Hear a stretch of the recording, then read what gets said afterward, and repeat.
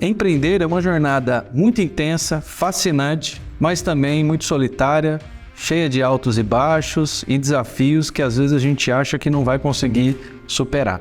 E nessa série de vídeos eu vou compartilhar com vocês um pouco da minha experiência, do que eu já passei, do que outros empreendedores também já passaram e técnicas que realmente podem mudar o jogo, podem mudar a realidade do negócio para fazer com que você consiga extrair todo o potencial que você e a tua empresa tem e chegar a cada vez mais longe. Fica comigo aqui para a gente conferir o primeiro vídeo dessa série.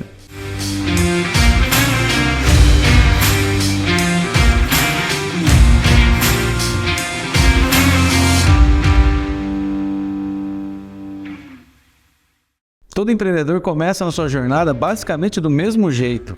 Ele tem uma ideia, né, que ele de primeiro momento ele acha genial, ou às vezes ele acha que vai mudar o mercado, ou até mesmo aquele empreendedor que ele quer simplesmente, ele tem um serviço que ele acha que ele é bom e quer oferecer para o mercado. Isso aí é totalmente válido.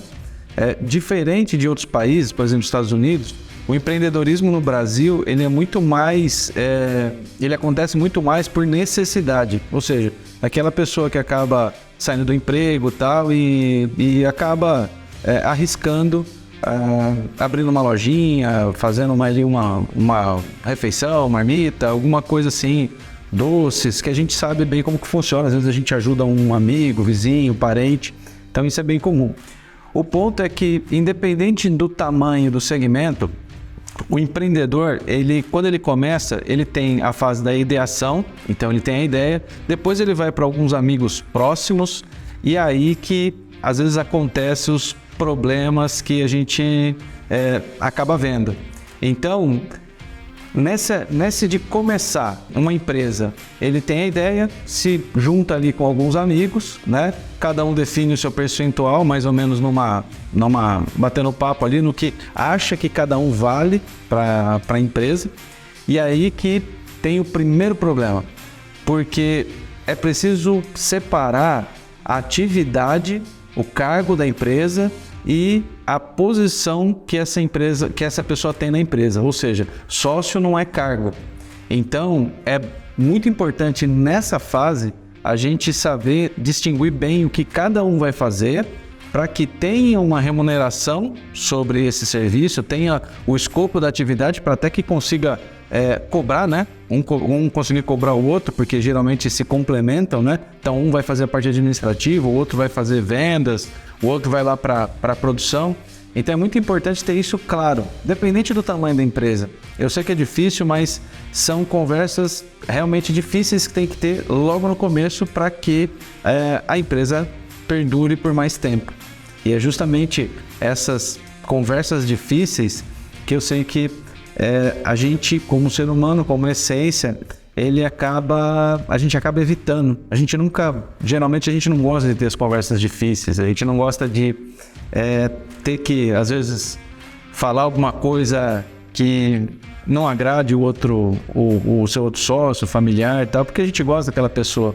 Mas eu acho que é aí que é o principal ponto, porque tendo isso em mente, você acaba resolvendo uma série de problemas que você pode ter no futuro. Então, se você tem um problema já logo no início, a melhor coisa que tem é sentar, troca uma ideia, conversa na boa, sempre transparente, que eu acho que as coisas têm muito mais chance de serem resolvidas dessa forma do que se não falar e você fica ali com o elefante na sala ali e aquilo lá, alguma hora, ele vai te trazer problema, né? Então, esse é o primeiro ponto que você tem que ter em mente, né? Então, começou, define bem quais são os papéis, as responsabilidades, as obrigações de cada um na empresa. E a outra coisa vai ser a participação que cada sócio vai ter na empresa. Então, isso aí é complementar, vamos deixar assim, tá? Depois a gente vai falar, eu vou fazer um vídeo aqui para vocês, falando só referente ao percentual e à remuneração. Como que a gente pode fazer essa remuneração de uma forma que não comprometa o caixa da tua empresa, tá? Então isso a gente faz um bate-papo à parte sobre isso. Então vamos lá. Depois da ideação, então você teve a ideia, você compartilhou com pessoas, você definiu os cargos, definiu ali as responsabilidades, você começa a vender. Na verdade, antes você vai atrás de um contador ou por indicação e tal, e aí, culturalmente, a gente sempre quer procurar o contador mais barato ou a indicação do amigo, do pai, e para abrir a empresa. Esse é uma outra etapa importante, porque você vai perceber que quando você está começando, nada tem tanta, vamos dizer assim, tem várias coisas técnicas ali que não tem tanta importância. Você não vai sentir o peso daquela decisão naquele primeiro momento, porque você está ali com o sonho, você está empolgado, você quer fazer, aí você vai lá e abre ou procura o contador para abrir a tua empresa. Você precisa se atentar com KNAI, você precisa se atentar com várias coisas aí, segmentação, as licenças que você precisa tirar para justamente você se entrar, por exemplo, vai precisar emitir nota, eu vou entrar numa concorrência, eu vou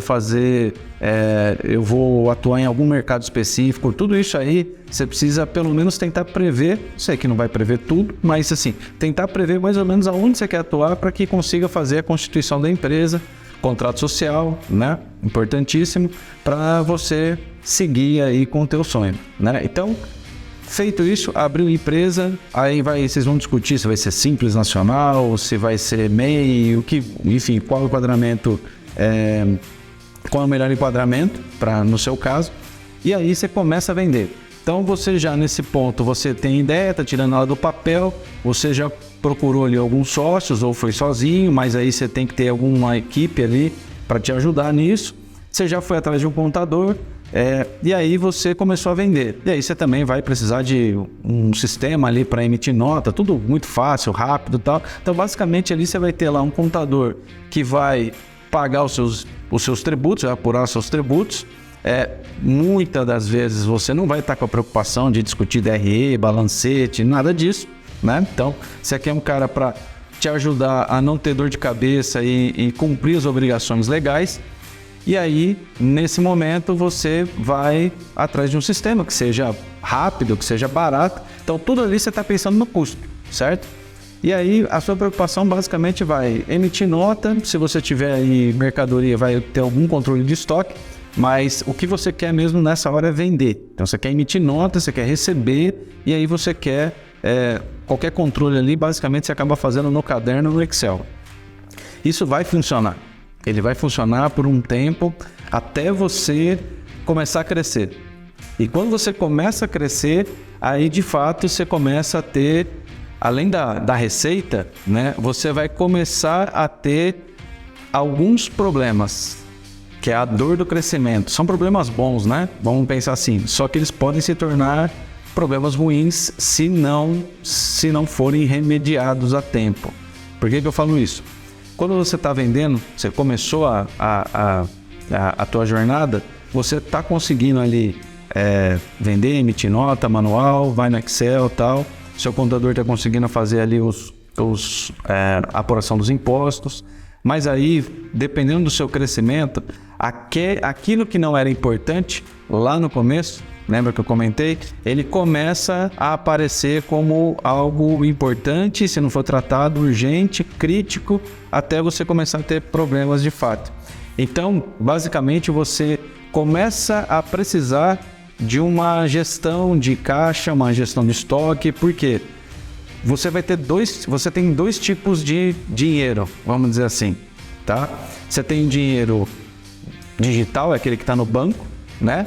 E você tem o dinheiro físico, aquele que está na tua carteira e aquele que está no estoque. Toda a tua prateleira, o que você tem no estoque ali, tudo aquilo ali é dinheiro.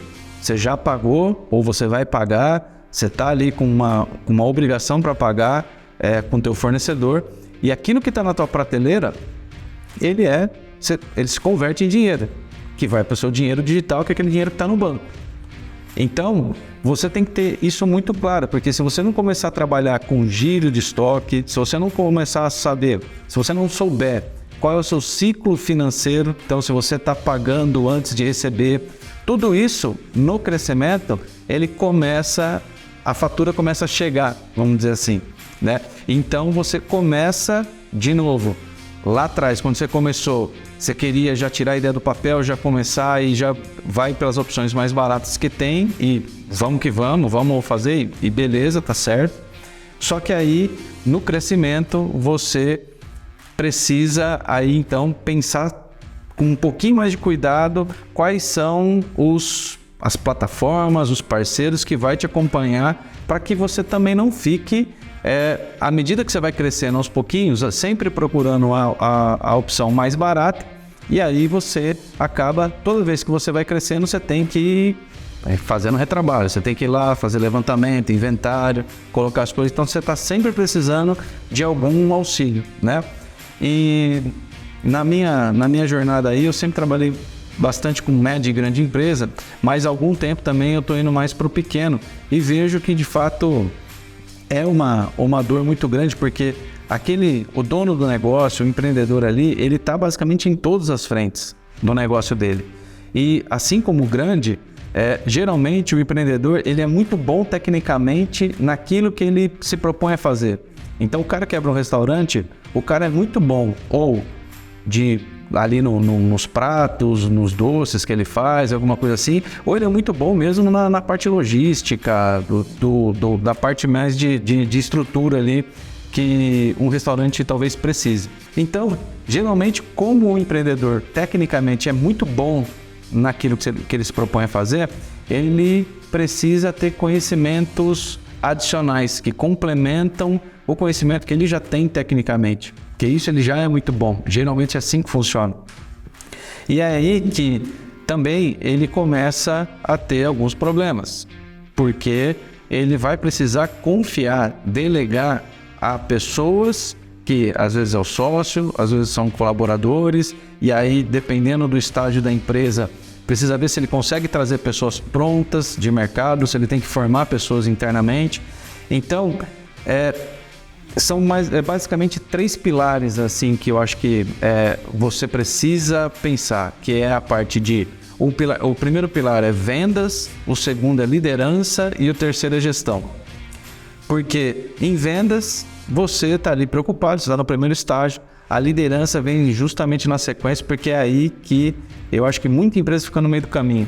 Porque como você é bom tecnicamente, você conhece os seus clientes, você está próximo da operação, na hora que você começa a crescer um pouco e precisa contratar pessoas para te ajudar, se você não tiver a liderança muito boa, o que acontece é que você vai acabar sendo às vezes um pouco ríspido com aquela pessoa, ou às vezes você vai ter problema de conseguir passar ou de cobrar, você cobra de uma forma meio dura, você não tem às vezes muita paciência. É muito comum um cara que é bom tecnicamente ter dificuldade para passar.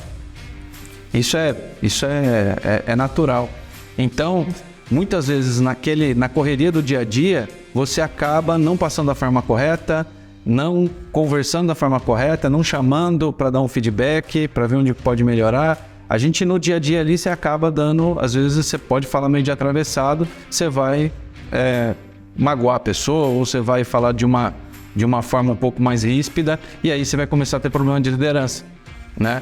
Então, esse, na minha opinião, é o maior desafio que qualquer empreendedor ele vai passar, né? Porque a liderança ela é a base que você precisa para criar uma cultura, para você criar um time e você conseguir construir uma empresa que de fato vai levar aquela tua ideia o mais longe possível, né? Então, sozinho, com 1, 2, 3, 4 pessoas, muito provavelmente você não vai chegar tão grande, né? Lógico que hoje é difícil falar isso porque a gente tem empresas de software aí que faturam milhões com pouquíssimas pessoas, mas isso são casos específicos, a gente tem que ver o seu segmento, né? Então, vendas, liderança e gestão são os 3 pilares que você precisa ter bem concreto na cabeça para conseguir saber qual o estágio que está, qual a necessidade que você precisa e você conseguir crescer e ter as ferramentas certas de acordo com a maturidade do teu negócio, tá? Então, na fase de liderança, você precisa muito, aí, mais do que qualquer coisa, mais do que planejamento estratégico, mais do que um fluxo de caixa, em liderança você precisa ter controle emocional.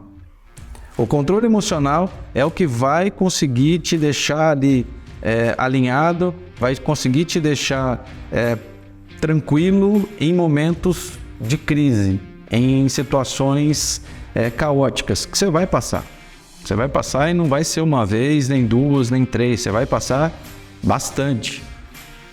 Essa é a parte que ninguém fala do empreendedorismo, né? Todo mundo fala de, eu não vou ter chefe, eu vou ter a minha própria empresa, eu vou ter ali, vou criar algo novo, vou mudar o mundo e tal. Tudo isso é legal pra caramba e eu acredito muito nisso. Eu sou, assim, eu gosto muito aí de tudo relacionado ao empreendedorismo. Mas todas as histórias de fracasso e de sucesso, o que tem é muita frustração, muito fracasso, e é por isso que você tem que ter muita resiliência durante a jornada, porque é só aí que você consegue fazer algo de fato relevante, né? Então, o controle emocional na fase de liderança, ele é o mais importante. Você ter inteligência emocional ou controle emocional para que naquela hora em que o seu colaborador, seu sócio, chega para você com uma notícia ruim, com algum desafio, com alguma coisa, sei lá, o cliente rescindiu o contrato, ou o seu produto que você vendeu voltou por algum problema. Você tem que respirar fundo, você tem que digerir primeiro toda essa notícia que você acaba de receber, respira, e aí depois deixa passar aí alguns segundos ou alguns minutos. Você tem aí um pico, né? Quando você recebe a notícia, a gente até fala que você não pode resolver o problema na mesma frequência que ele foi criado. Isso é muito importante. Então, quando você recebe aquele problema, aquela demanda, você precisa respirar, absorver ela, digerir um pouco, e aí depois você volta com alguma solução, você volta, dá alguma devolutiva, pergunta mais alguma coisa. Isso é uma base. Eu acho que se você fizer só isso, se você se preocupar só nisso, você já vai estar à frente de muita gente. Então, recebeu aquela informação, ou recebeu o relatório, não veio no prazo e tal, respira, digere, pensa um pouquinho e aí depois você vê, aquilo lá é muito importante, eu preciso para agora, ou não, eu consigo esperar mais algumas horas e tal, e aí você dá a devolutiva.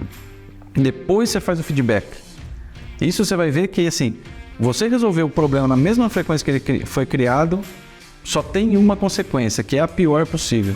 Você vai ter brigas internas, você vai ter vários problemas que você pode ver que depois, quando você for para casa, acho que já aconteceu isso, né, com vocês. Depois, quando você vai para casa, você fala, putz, cara, eu peguei pesado com a pessoa, fala, puta, eu não precisava fazer aquilo, eu podia ter feito de outra forma. Isso é muito comum, a gente tem isso desde quando a gente era criança. Então, nesses pontos aí é que a gente precisa ganhar com a maturidade, né?